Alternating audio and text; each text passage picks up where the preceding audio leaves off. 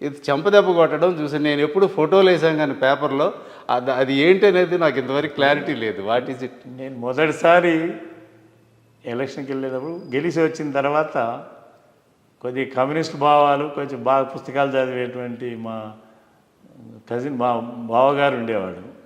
రాగానే ఇంట్లోకి ఎంటర్ అవుతుంటేనే రాగానే చంప మీద కొట్టాడు. అందులో నేను షాక్ అయ్యి చూశాను. ఏం లేదు, పదవి వచ్చిందని విర్రవీయకుండా ఉండడం కోసం ఇది కొట్టాను. వెనకడికి ఆయన తిమ్మరాసు శ్రీకృష్ణదేవరాయలు కథ చెప్పాడు నాకు. తర్వాత కూడా ఒకే చెంప కొట్టావు, రెండో చెంప కొడితే బాగుంటుందని కృష్ణదేవరాయలు తిమ్మరసన అన్నట్టు కూడా మన కథలు చదువుతూ ఉంటాయి.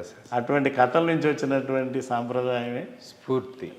అధికారం వచ్చినా విర్రవీయకూడదు అనేటువంటి భావన కలిగించడం కోసం ఆయన చేసే పని. ఆఖరికి ఈ టీవీలు వచ్చిన తర్వాత ఒకసారి టీవీలో అది వచ్చిందనమాట.